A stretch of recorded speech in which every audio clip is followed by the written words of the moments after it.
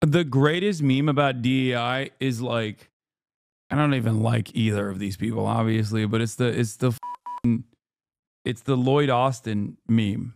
I'm sure Kyle Kalinske who's been going on a tear reposting boomer ass memes has probably posted it at some point, but it's like, yeah, put. That's not Kaya. No, that's Kaya. Kaya. Hi. Hi, Kaya. This is Kaya.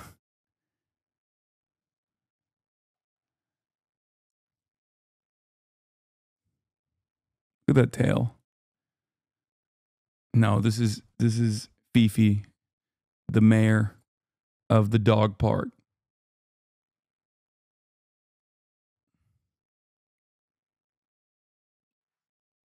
Yeah, Kaya, I fat shamed her and she lost all the weight.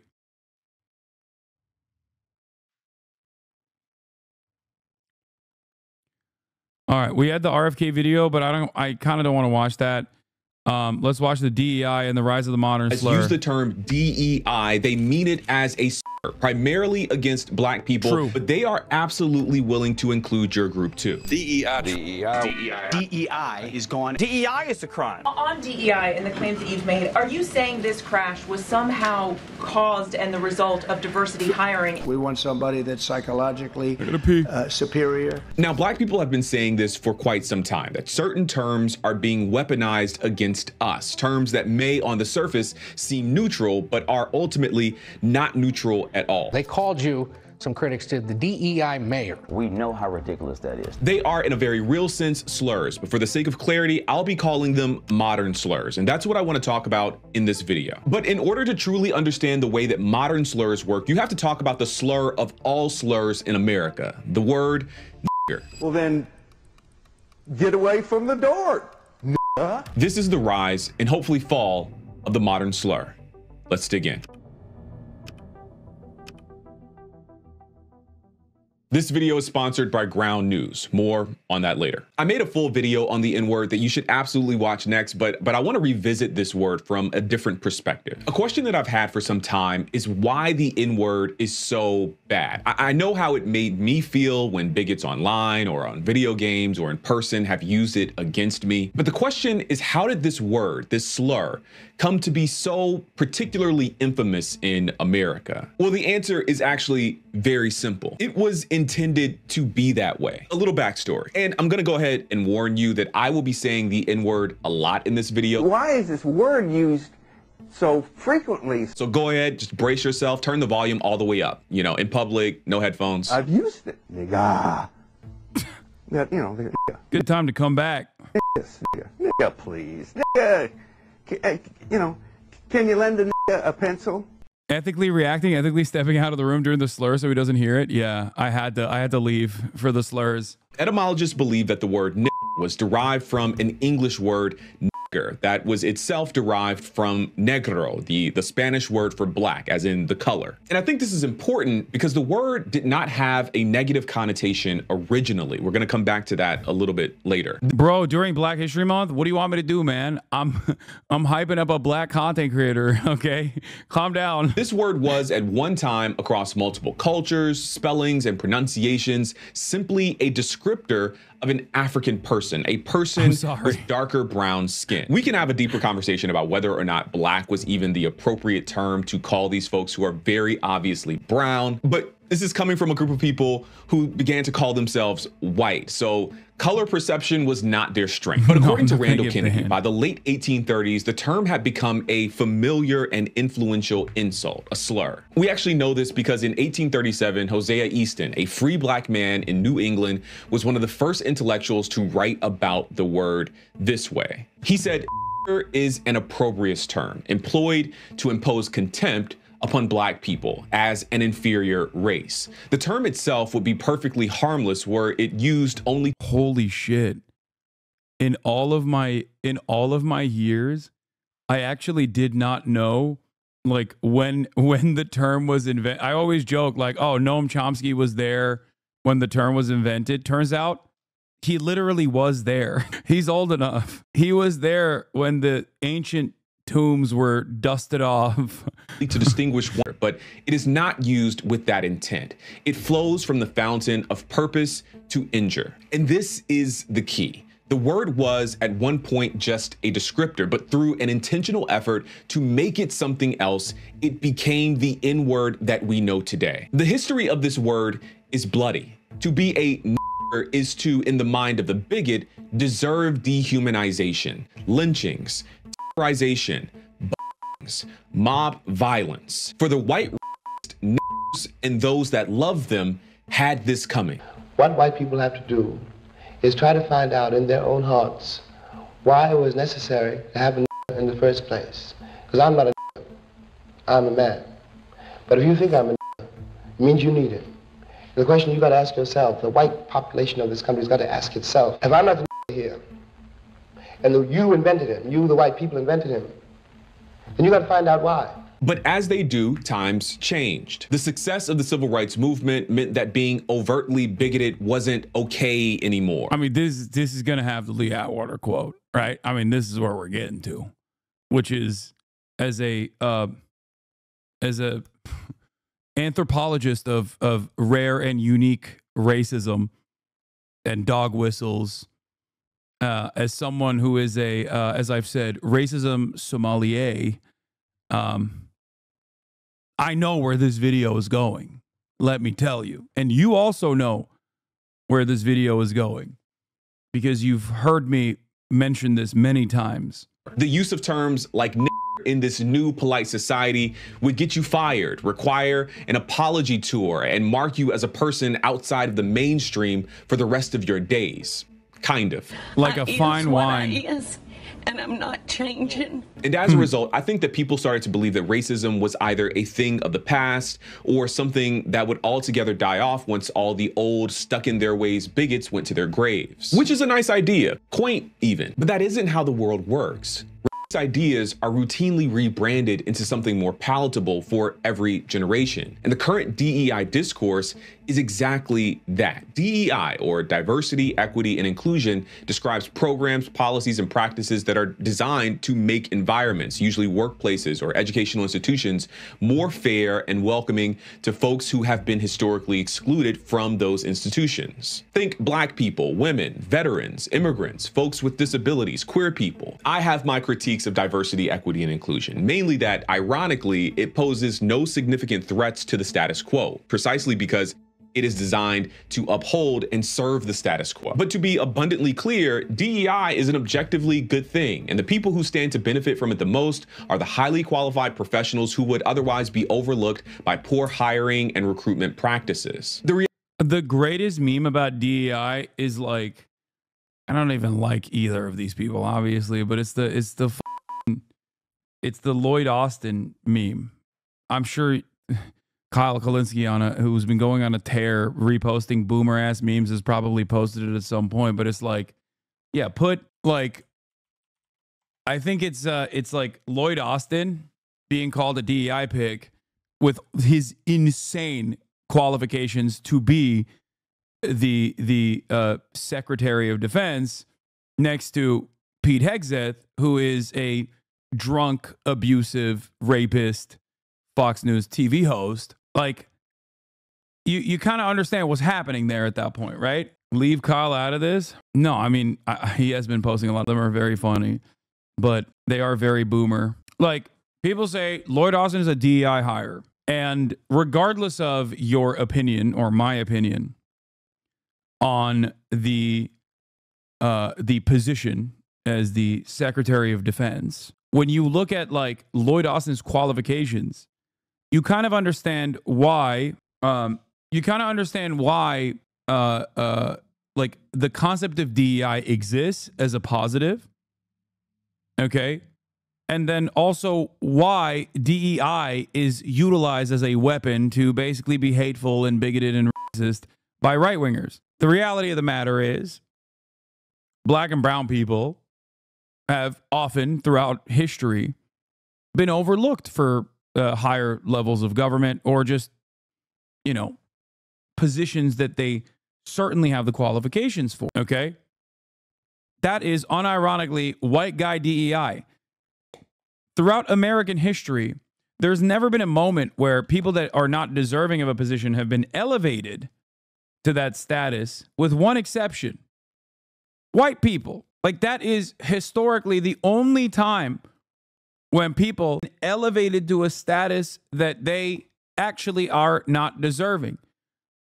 And ironically, DEI or affirmative action or initiatives like this, albeit Band-Aid solutions to massively consequential systemic problems, were a way to address the white guy DEI. That's literally it. So when right-wingers talk about DEI, what they're actually talking about is like, can we go back to white guy DEI, please? And it's also ironic because white guy DEI, at the very least, made a bunch of poor white people feel like they were a part of the in-group when they're not. Because the actual DEI, as a pejorative, if you consider DEI to be an elevation to a position that is unwarranted or undeserved, has always been done on the boundaries of class. But white guy DEI has made poor white people, at the very least, feel like they got some skin in the game. Make them feel like they also have some semblance of a leg up, when that could not be further from the truth. This is precisely the reason why, when we have these conversations about affirmative action, nobody dares to touch legacy admissions. No one ever talks about or ever wants to dismantle legacy admissions. Legacy admissions are quite literally the most obvious example of elevating people to a position without proper qualifications. And there are statistics to basically prove this reality. And there are very visible and very famous examples of this reality. George W. Bush, another OG DUI hire, went to Yale. George W. Bush was a fucking moron, okay? And I don't mean like, oh, like Trump, oh, he's like so stupid. Like there are at least like redeemable qualities for Trump because he's like a competent marketer, for example. I would even go so far as to say a brilliant marketer. Whereas George W. Bush had no redeeming qualities. I guess he was like somewhat charismatic and a guy that you can have beer with, but he had no redeemable leadership qualities and was truly a fucking idiot. Okay? Unlike Bush Sr., who was a bloodless, monstrous government stooge, George W. Bush Jr. was very clearly a legacy admission to Yale because his father was the president, and his father also bought a library, if I'm not mistaken, from Yale so that he would go to Yale. Okay? He didn't get there because he was a fantastic scholar. He got there because his dad was both CIA and also the fucking president. Okay? I think he went to college before his dad became president, but still, he was an incredibly wealthy person coming from oil money that was able to put his son into a position that he did not earn. Okay? So just remember that when we talk about DEI or affirmative action or any number of different things. The entire concept revolves around simply not overlooking groups of people that have been historically overlooked and undermined to do the true white guy DEI. That's it. Reality is that you wouldn't need DEI if workplaces were hiring based on merit and not nepotism in the first place. And yet, the federal government is taking steps to make DEI illegal. And all of this comes on the heels of a years-long effort to demonize diversity, equity, and inclusion programs as a handout for Black people, for women, and queer folks. And this is where the modern slur comes into play. There was a time when DEI was simply the shorthand acronym for diversity, equity, and inclusion, a harmless descriptor. But DEI has become a word unto itself for these people. And that word is intended as a modern slur. Modern slurs serve two purposes, but before I share those, I think this is a good time to tell you about today's sponsor, Ground News. Ground News is a website and app that gathers related news articles from more than 50,000 sources around the world. All ethical in reacts. one place. We're doing so ethical you can reacts. compare how different outlets cover the same story. Every story comes with a visual breakdown of the political bias, factuality, and ownership, all backed by ratings from 3 independent news monitoring organizations. And if you go to ground.news/Garrison Hayes or use the link in the video description or scan the QR code on screen, you'll get 40% off their Vantage plan. So much of the political polarization in our time has everything to do with how and where we are getting our news. Two people could find themselves looking at the same event and coming to 2 totally different conclusions simply because they got their news from 2 different sources. Take, for example, this story about Trump's executive orders around diversity, equity, and inclusion, and declaring that there were only 2 sexes. It's been covered by more than 520 sources, with distribution between left-leaning and right-leaning sources favoring the left just a touch. You can also see the factuality and ownership information. For this story, 50% of the reporting outlets are owned by media conglomerates. You can even compare headlines to see how this bias can affect framing. On the right, most of the headlines frame the story as a good thing. One headline mentions that Trump takes a sledgehammer to gender ideology, while another calls Trump a champion for women's sports. Meanwhile, in the center and on the left, news organizations are taking this on from a different perspective, with some pointing that technically the executive order inadvertently declares everyone is a female. One really cool feature is the blind spot feed, which covers stories underreported by either side of the political spectrum. I think Ground News is a really awesome tool. They aren't trying to change your opinion about the news. They're simply trying to give you more information about where you may be getting your news and help you see where you may have blind spots. Again, go to ground.news/Garrison Hayes or use the link in the video description or the QR code on the screen to subscribe today. If you sign up through my link, you'll get 40% off of the Vantage plan, which is what I use to get unlimited access to all of their features. I hope you'll check them out. Thank you to Ground News for supporting this channel. Okay, back to the video. Modern slurs serve 2 purposes. First, they give plausible deniability to bigots. For many folks, especially those in the media, the N-word is this uncrossable line in the sand on the beach of racist slurs. Do something racist plus say the N-word and you are a clear-cut bigot. Do something racist and you didn't say the N-word and things are debatable. Modern slurs do the work of approximating. Yup, that's a great way to explain it. Hasan, to use Ground News? No, but they've never sponsored me, so that's why. If they did, maybe.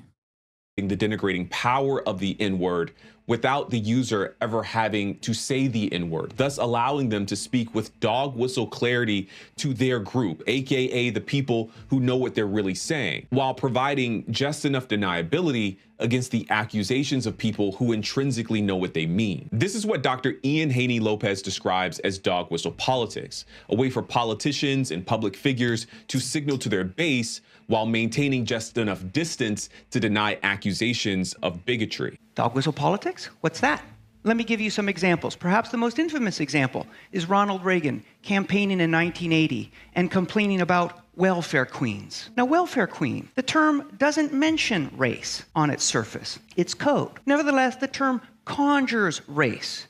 It conjures race in terms of the image of a poor African-American woman abusing the welfare system. And it conjures race in terms of who's being abused, the taxpayers, who implicitly are white. Okay, so that's purpose number 1 of modern slurs, deniability. But purpose number 2, and more important, modern slurs trick well-meaning moderates into normalizing the language of bigotry. When I say that modern slurs are designed to trick well-meaning moderates into participating in bigotry, this is what I mean. When Trump and the far right says DEI or CRT or woke as a pejorative, they mean There are no doubt a couple of other slurs that I think could be swapped in for this one, but let's keep it simple. When they get you to say DEI as a pejorative, they know that you may or may not mean But it doesn't matter because they mean it as a slur, and they've already done the work to closely associate the term DEI with the idea of undeserving Black people or undeserving women or queer people. So you are knowingly or unknowingly helping to normalize their framing of the term. I actually saw a lot of this online just a couple of weeks ago during the Pete Hegseth confirmation. People were routinely calling him a DEI hire. And even if they meant it as a tongue-in-cheek kind of thing, I think in a way they were helping to normalize the right-wing framing of this term by essentially saying that this undeserving person was getting a job entirely because of their race and their gender. Modern slurs help racist ideas rebrand into something more palatable for every generation while maintaining the systems, roadblocks, stigmas, and assumptions that keep society unequal. Historical examples truly abound. When the institution of slavery was no longer fashionable, it was rebranded into a colorblind justice system, where slavery was given a convenient loophole in the 13th Amendment, except as a punishment for crime. In key ways, America swapped the yucky term slave for the more acceptable term criminal, and Black bodies have been over-criminalized ever since, allowing the country to celebrate the moral high ground.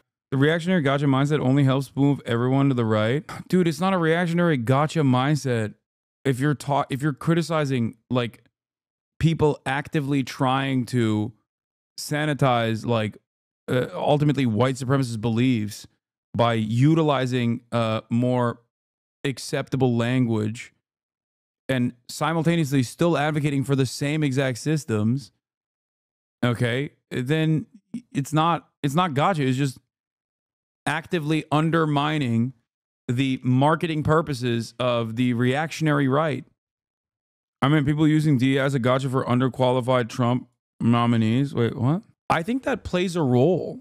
I think that literally plays a role in the whole like of emancipation while simply engaging in slavery by another name. Going forward 100 years after the civil rights movement, Jim Crow terrorism was rebranded into more palatable terms like the war on crime and gerrymandering. But what was the war on crime? It was state-sanctioned violence against Black people predominantly, but marginalized communities more broadly. What is gerrymandering except for the dilution and disenfranchisement of people's votes, usually Black people? We use these terms not because they mean something different from the very injustices that people like MLK and Medgar Evers were fighting against. We use them because they are more palatable. They don't make us feel bad, and more importantly, they don't make us look like bad people. Today, the terms woke and DEI and CRT are being used to train a brand new generation into devaluing the ideas and social contributions and presence of Black people specifically and marginalized groups more broadly. At the beginning of this video, I mentioned that we talk about the rise and hopefully the fall of the modern slur. And I mentioned the fall because I think that there is a solution to this problem. Truthfully, I think it's very simple. Only use these terms when you intend to convey their original meaning. When you say CRT, mean a complex academic and legal framework designed to interrogate the role of race. Funniest one, because like it was so clearly just anything that mentioned Black people from the framework of like Black people's humanity. Because like there's no fucking CRT in there's no CRT from K through 12. Like that's not going on. What you're mentioning is like if you were to talk about slavery from the perspective that assumes Black people are human. Because up until I would say recently, and even now, when we talk about slavery in school, what is one of the most common things that people say about the founding fathers? There was robust debate on slavery amongst the founding fathers, right? That statement in and of itself still holds on to this false notion that like Black people themselves had no say in this process and were not human at the time. It is a totally ridiculous way to approach the subject matter. Like, what do you mean there was robust back and forth about the concept of owning humans? Like, that is, by the way, if they talk about the founding fathers and slavery at all, right? And before people say, oh, there was no conversation about this at all at school, like, okay, well, how the fuck did they explain the 3/5 rule, for example? You know what I mean? Like, obviously, there was mention of there was certainly mention of black people and slavery. Wait, are you saying they don't teach it anymore? No, I'm saying if they mention like founding fathers and slavery at all, the American education system oftentimes tried to make it about the ethics of slavery amongst the founding fathers. Now, that in and of itself still obviously when you're talking about history like that, you're basically saying that this was a simple disagreement. Okay? A simple disagreement, a simple back and forth. Like, you can have robust conversations about like whether or not a Supreme Court should exist, okay? That's understandable. But when you're describing the founding fathers as people that just simply had disagreements over the ownership of humans, you are still in 2025 talking about this as though black people are not a part of the subject matter, a part of this conversation, and like their humanity does not matter in that very moment. You know what I'm saying? Like, that's always, maybe it's because I didn't grow up in America and I didn't go to American school, but to me that always came across as like so strange, because when you say it like that, you're still in 2025 basically saying, yeah, black people just weren't people back then. It is what it is, you know? And I think a lot of the educational initiatives that have been falsely branded as CRT in recent years are initiatives that don't treat black people as non-human in 2025. They basically say black people are human. And that's usually what the big anger and resentment surrounding this new initiative is. You're so wrong about CRTs everywhere in schooling. I've seen it nonstop since starting my sociology degree. Yeah. Can you explain it in a different way? I don't understand what you are saying. I don't understand what you mean. The wealthy class did debate it and the slaves were slaves. They were oppressed and didn't have any say, or they wouldn't have been slaves. Whether or not the wealthy white slave owners and non-slave owners were having a robust discussion or back and forth does not change the reality that the slaves were still human and did not like being slaves, did not like being enslaved, and had no say in the matter. Do you get what I'm saying? Like, the greatest example I can give you with respect to George Washington is that there's this false notion that is super commonplace in, as far as I understand, like American schooling especially, that like George Washington has some slaves, but like he was really nice to them or whatever. That's a ridiculous assessment. He was not really fucking nice to them. He had slaves, okay? And I'll take it one step further. At the time when George Washington actually had slaves, clearly in Pennsylvania, there were rules that openly recognized that slavery was immoral. So much so that there was a rule in Pennsylvania, I think it was in Pennsylvania, or was it Virginia? Well, one or the other. That I'm fucking up the possible states, but there was rules in Pennsylvania that dictated that if you had slaves for longer than a certain period of time, you had to actually free them. Okay? So George Washington would constantly cycle his slaves from Pennsylvania to other states specifically as a loophole so that he could maintain them, so that he could keep them. This, to me, is enough for virtually everyone, including George Washington, to understand that this was an immoral concept. There was a law around it. There was a law around it, and he got around that law. Was there more to that story? No, it's actually just that. There is... It sounds surreal. Nope, there is literally no more to that story. There were certain states that had rules around having slaves for longer than, I believe it was like a 6-month period or a 6-year period. If I might be fucking this rule up right now. And George Washington would consistently cycle his slaves out of the state and then bring them back in, specifically so he could use this loophole to continue having the same fucking slaves. It sounds in of itself, I think. Yeah, here it is. George Washington used legal loopholes to avoid fleeing his slaves. One of his slaves fled to New Hampshire to escape becoming a wedding present.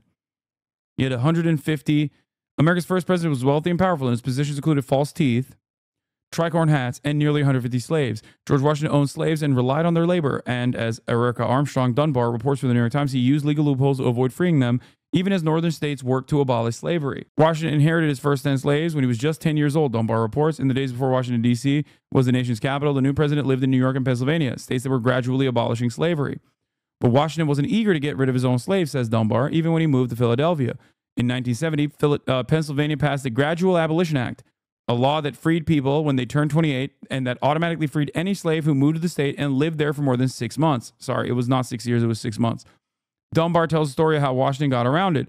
Washington developed a canny strategy that would protect this property and allow him to avoid public scrutiny. Every 6 months, the president's slaves would travel back to Mount Vernon or would journey with Mrs. Washington outside the boundaries of the state.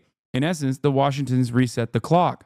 The president was secretive when writing to his personal secretary Tobias Lear in 1791. I request that these sentiments and this advice may be known to none but yourself and Mrs. Washington. Despite these attempts to hold on to his property, Ona Judge, a 22-year-old slave, escaped when she learned that Washington intended to give her to a relative as a wedding present. She made it to Portsmouth, New Hampshire, where she married and began life as a free woman.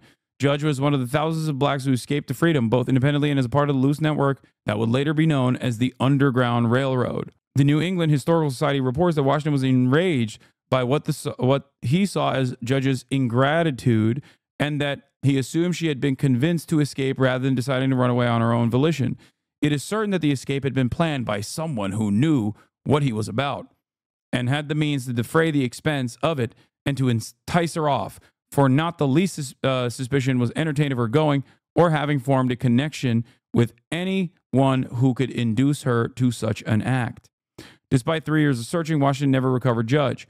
He searched for her for 3 years, and he was far from the last president to own slaves. Zachary Taylor, the 12th president, owned 100 slaves while in office, and Ulysses S. Grant, the 18th president, freed his slaves before the Civil War. Washington had a secret passageway built into his Philly home to hide his slaves from the guests while he had visitors. You can see this today if you visit the site. Yeah. Okay. So they knew slaves were people, but that wasn't the problem. Breaking the fledgling nation in half, if they just said slaves were people, understand.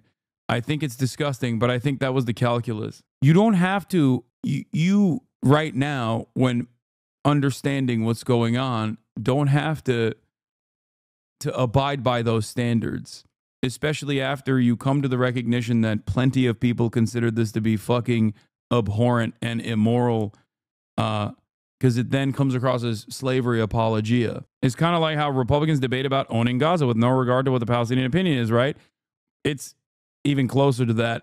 It's like the robust debate between what to do with the Palestinians between the Democrats and the Republicans, with very few actual politicians that truly care about the humanity of the subjects that we are talking about. Yeah.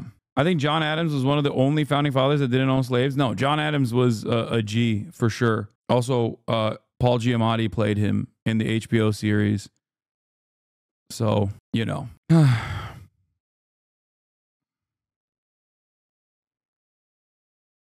He wasn't the only one that didn't have any slaves, but he was a G for sure. I don't know. It still feels important to understand what the political conversation looked like at the time, since it's so important. No, I don't disagree with that. I'm not saying don't fucking teach history. I'm simply stating that it is the perspective. I think the commonly held opinion is that people simply didn't know that black people were human. That's not true. That's ahistorical. That's my point. That's all I'm saying. And CRT, or what they consider to be CRT, is basically a correct assessment of history that basically says, no, they knew that black people were people and they just didn't fucking care. Okay? That's it. So a lot of these things that these people call like CRT or DEI or woke or whatever is actually a correct and accurate assessment of history, but that is precisely the reason why I think Republicans hate it, because they'll say things like, oh, well, it's making my children feel bad about themselves. It's like, what the fuck? Why would they feel bad about this? You should feel bad because you think that like your kids learning about the correct history is somehow bad and wrong. Potential HasanAbi head popping off on this exact Accurate topic. History is teaching white Americans how white slave owners raped, beat, humiliated, mutilated, murdered, and cannibalized their slaves. The cannibalization stuff is really fucking crazy. Didn't they also make like household items out of black people too? Like, is Accurate history is teaching that George Washington's false teeth were made out of his slaves' teeth. Accurate history is teaching that Abraham Lincoln may have said some words and signed some shit, but he did not physically do anything to free the slaves. The white abolitionists also often get almost total credit for freeing the slaves. I bet you've never even asked yourself what the slaves were doing to free themselves, and the answer to that is most of the fucking work, including giving the ultimatum of war. But then we get a bunch of white people guilty if we teach real history. It's not about your white child's feelings. Teaching accurate history isn't about white people's feelings, but that does sound like something that someone who's only ever been taught a white glorifying version of history would counter with. Ask why we ever felt like we needed to curate a false version of what white people did and did not do to black people to begin with. And then ask yourself why white-ass politicians are verbally attacking real history by calling it slurs, which is, by default, also the act of calling black people slurs. stuff like scientific racism didn't exist at the beginning of the transatlantic slavery. It was made up after to justify slavery. So, of course, they knew that black people were human and had to do mental gymnastics to say they weren't. Yes. Like, scientific racism, or even just racism in and of itself, is literally racism in the way that we understand it, like the anti-black racism in the way that we understand it, is quite literally white people playing catch up to try and justify it. Scientific racism is a more modern iteration of what we consider to be racism now anyway. In the past, slavery was commonplace, okay? Chattel slavery, on the other hand, is a totally unique phenomenon, okay? Slavery has been in practice throughout history, and some might even say slavery in practice still exists to this day, like the prison system, okay? However, there's a difference between other forms of slavery that that vary. Okay, all of it is completely inappropriate and immoral, but different versions of slavery exist that historians will also actively point to and say, and will actively recognize is very different than chattel slavery, which most historians will consider to be uniquely evil. Okay, some would say get the fuck out. I'm just saying that, like, you know, chattel slavery is a uniquely evil version of the slavery structure. Slavery in the past was done to, you know, the losers of a battle, right? But it was done on the basis of not necessarily like the color of your skin or whatever, but mostly on the basis of your ethnicity, and it didn't carry over in most circumstances to your children. It was a practice of indentured servitude that you could basically pay your way out of. Not everyone did, obviously, but for the most part, it was not there was, you know, sometimes terms limits. It was not hereditary, and it was based around the structure of like, well, you're a part of the peasant class that lost this battle. Having said that, chattel slavery is different because it's genetic and it was based upon the color of your skin and also was impossible to escape. Once white people decided, you know, this is the new game, this is the new meta in terms of slavery, they had to basically make up a reason for why this new version of slavery should exist. That's where racism comes in. It was all of a sudden not considered like, oh, well, you know, these guys, like, there had to be a reason. There had to be a justification for why it was hereditary. And that justification was, oh, well, they're a different race and therefore not human. So you could justify treating them like livestock. I think modern slavery goes beyond color and ethnicity and stuff of the old era. Yes, of course. That's why I said it is a version of slavery that is very different than chattel slavery. Slavery for a single race was basically inaugurated by the Portuguese in the Americas. They had to make whole new rules to justify it, called the Black Code. Yeah. Yeah. Oh, that's the other part. Sorry. You're right. Fuck. Christianity. That's what I was thinking of. That's what I was trying to figure out. So there's also this aspect of it as well, because they converted their slaves to Christianity, and you can't enslave another Christian. They needed mental gymnastics to justify it. It went hand in hand with scientific racism. Exactly. Before scientific racism was developed in the end of the 1800s and the start of the 1900s, it was based on religious grounds. The Catholic Church, for example, said African people did not have souls, and indigenous Americans maybe half a soul. Skidmore wrote about that. Yeah. What were slaves originally? Prisoners of war? Yes. I mean, depending on where you're looking at geographically, but usually prisoners of war. But like the fascinating case of the Devshirme program for the Ottoman Empire, for example, which is why a lot of people will turn around and say, Hasan, you're actually glazing the Ottoman Empire, is a little different.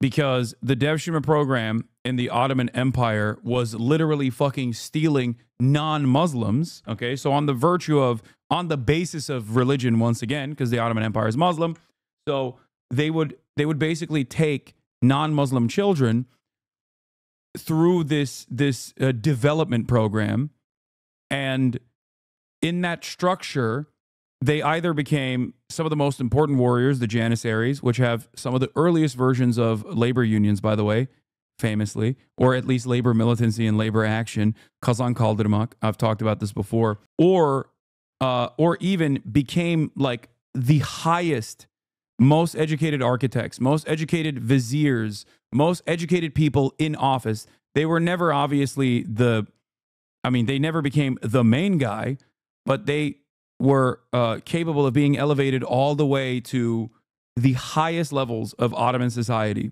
I've heard libs like Bonerbox say Ottomans were the worst imperialists. What the fuck? I don't think any historian would agree with that unless they have like a serious bone to pick, unless they're still operating on the sick man of Europe attitudes. The Ottomans, for the time, weren't they often castrated? No. The only slaves that were castrated were initially the only slaves, or some of the very few slaves that were black, because they were used in the what is the term for it? Holy shit. Fuck. I'm forgetting no, not the eunuchs, the harem. Thank you. Oh my God, I can't believe I'm forgetting the harem, the word harem. In the harems, they use black slaves. Why do they use black slaves? Because obviously, if the slaves that they were using in the harems had sex with the emperor's, concubines, then the child would come out half black. But that happened all the time. So then they chose to turn them into eunuchs, which is a horrifyingly disastrous and obviously insanely cruel method. But yeah, that's what they did. Even the white identity was created for wider expansion into Africa and chattel slavery, a whole new construct to unite imperial powers around to try to minimize the risk at home to focus for profit. Yeah. The first ever black pilot is a Turkish, one of the very few Afro-Turks that remain. First ever black pilot, like around the planet, around the globe, is a Turkish man. Ahmet Çelik, I think his name is. I've actually researched eunuchs, and the Ottomans did have a full-on clean slate type of castration, meaning the penis was also fully removed. Yes, this is true. I've seen their hats. The eunuchs in the harems would have to wear a hat, and that hat had a piece of like a circular coin-looking piece of metal in the brim of the hat. And the reason why was because they had to use it to pee. It's fucking insane. They would have to literally take that metal coin and put it to where they used to have their penises to be able to piss out of it. Yeah, horrifying shit. What happens to your body when you lose that testosterone production? Is it like andropause? I mean, there are very famous examples of castratus, for example. They used to practice gelding and different sorts of horrible practices like that for many different reasons. Yes, when your testosterone production is cut, you have a beautiful voice. Castratos. Basically, their justification for slavery was they gave them something back for being enslaved, like a higher social position at the end of it. Yeah. But there are also stories of like Muslim parents faking their children being Christian in an effort to put them through the Dev Shumer program, especially if they were like really fucking poor, because they were like, there's no other,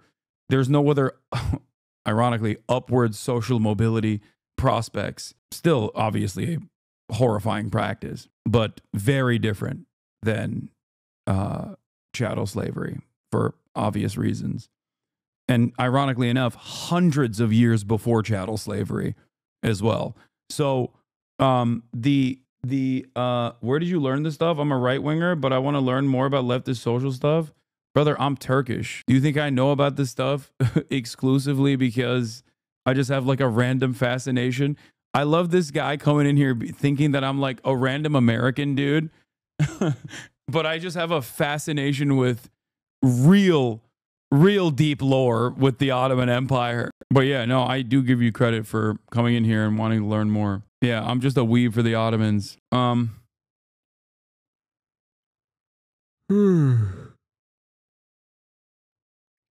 I think I made a good point about the education around slavery and historical examples of it. We also use our education system to muddy the waters around the different types of slavery, and will project aspects of chattel slavery onto other cultures throughout history, like Egypt or Rome, for example. They did do slavery, but they didn't do chattel slavery.